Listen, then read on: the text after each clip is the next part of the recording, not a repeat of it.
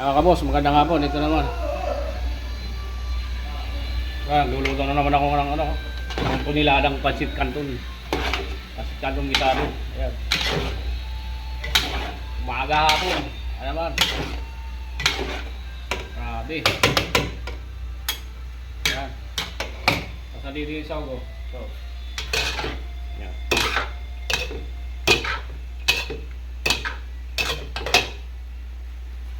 Dito pa yung pork. Pork. Yan, sama yan dyan. Pork. Yan.